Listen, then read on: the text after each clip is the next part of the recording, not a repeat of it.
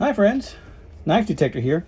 So we're going to do a couple of things today. One of the things we're going to do is I'm going to show you what I've been carrying and using around the house and maybe pocket carrying when I'm out and about. And we're going to go over one of these knives. See, the thing is, I've done videos on every single one of these knives except one. So the one that we're going to talk about last is the one that I have not done a video on. All right? And those of you that follow my channel probably can tell which one that is. And I want to say thank you to all my new subscribers. Hey, if you like pocket knives, this is the place for you. I like making videos on all kinds of knives, modern ones. I'm a traditional guy mainly, as you will see, but I do like me some modern knives. So, okay, let's see what we got. Let's see. You guys remember this one. I was putting the scales on this old Tinker here. And I think it's a Tinker Plus or a Super Tinker. And gosh, Victorinox has so many names for knives. It's hard for me to keep up with all of them. This one has the pliers. It's a Super Tinker. And as you can see, it's getting like a patina on the brass right there. That comes from use. So I've been carrying this guy around in my pocket a lot. And I'm just going to give it a rest. I'm going to put it back in my toolbox. You see, the thing is that I rotate my knives. So I like to give a lot of my knives use. You know, only go around this place once, and I'm going to go ahead and use as many of them as I can, right? And so, you know, I'm going to give this guy a rest. He's pretty hefty. I'm going to give him a chance to, you know, kind of like give him a break while I use other knives. So what I'm going to do in a bit after I do this video is I'm going to go to my main storage for my knives, and I'm going to drop these off with the exception of maybe one of these that I'm going to keep and continue in my rotation throughout the days. And I'm gonna maybe pull a couple more out and add them to my rotation. And I have knives on I have several knives I want to do videos on. Those are in one drawer in my room, right? And once I do a video, I move them up to the second drawer. And that drawer is the one that is going to be in my normal rotation until they get put up for storage, until I pull them out again. So anyway, it's a little system I got, right?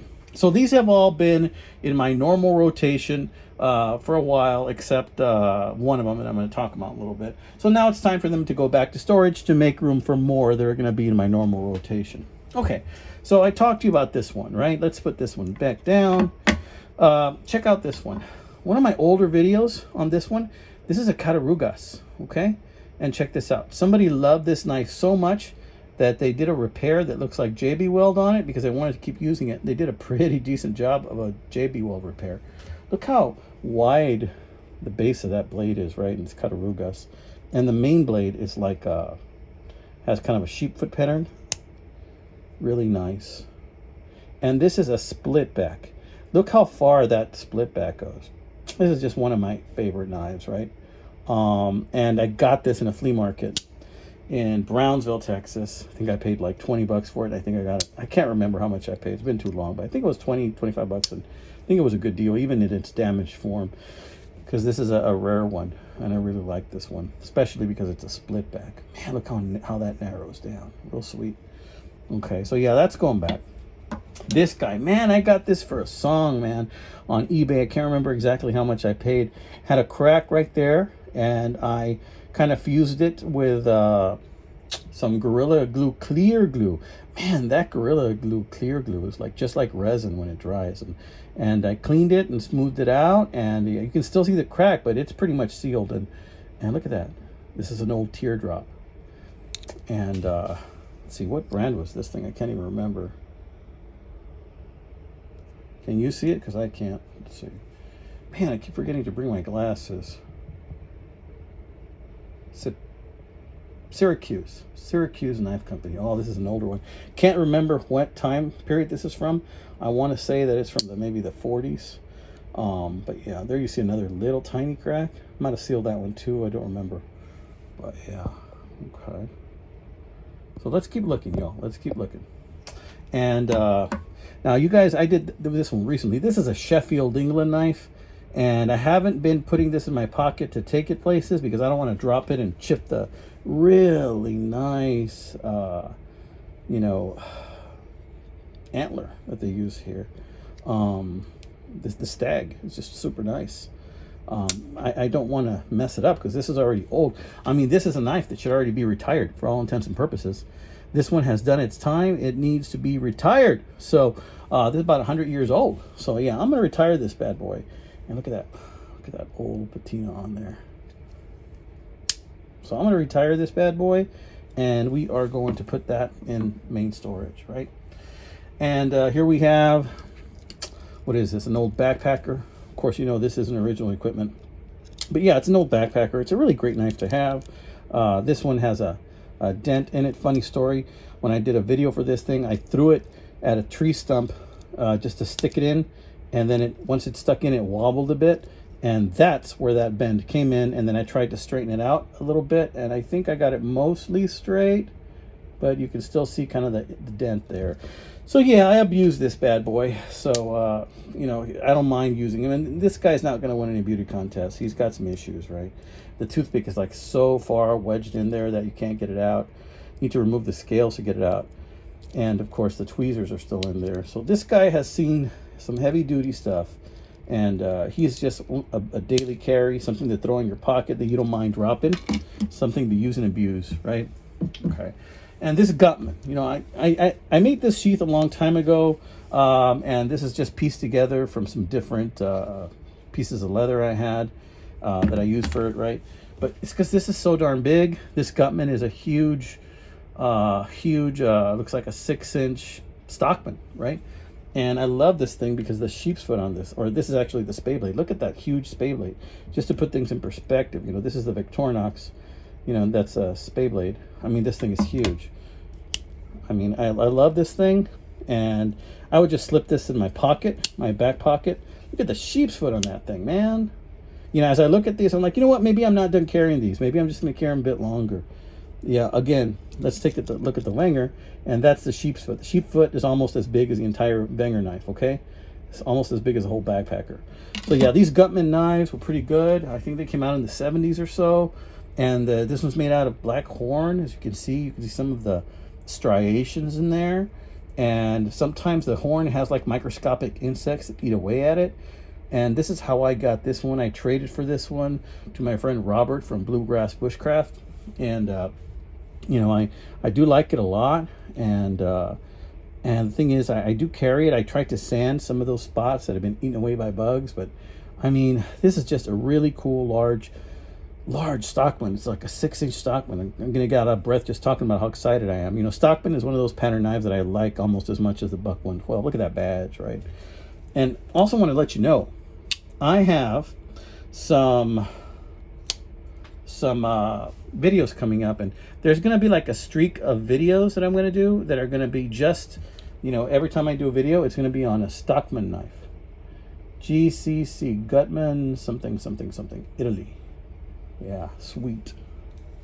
And so you may end up seeing, you know, I don't know, like 4 Stockman videos in a row. Like one week, one Stockman and another Stockman. I've just been finding Stockmans lately, you know. So I'm going to go ahead and do several of those coming up. And that brings me to the knife that I haven't done a video on yet. Now, A.G. Russel is a brand that I keep telling myself I need to look more into, because they make some modern knives, but they make modern traditional knives. Brand is A.G. Russel, right? And I have a couple of A.G. Russel knives. This one is made with 8CR13 MOV steel. This is a China knife, but look at the beautiful, beautiful hawk bill on this knife. It's got a swedge.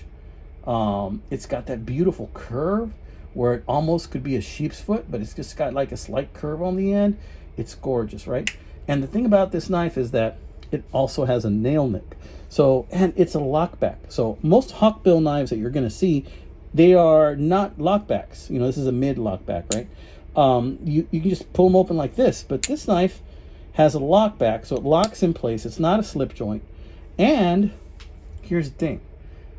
This nail nick is done so well that you can even open it like this. Look, check it out. Let me close it. You can even open it like this. That's how nice this nail nick is done. It's just done so well. I think it's almost intentional to where it catches a little bit of your flesh as you're coming up, and you're able to open it up just like that. Let me do that again for you guys. just like that. Look at that. Ain't that a freaking beauty of a knife? Kind of reminds me of like a Hawk's Bill. Maybe that's why it's called, you know, Hawk Bill. And look at the beautiful yellow handle. Yeah, this isn't perfect. It's got like a little crack in there that I might seal one day. It's just that it's just so minute that I don't even think about it. And got another one there. These cracks normally happen like around the pins for a lot of knives, right? But look how gorgeous of a knife that is. I mean, that's just like, I've been carrying this in my pocket quite a bit, guys. And yeah, this is a utility knife, but you can use it for other things, right? All kinds of things. And just because that blade is not like such an extreme hook, it's almost like a sheep's foot, it also lends itself to other things as well.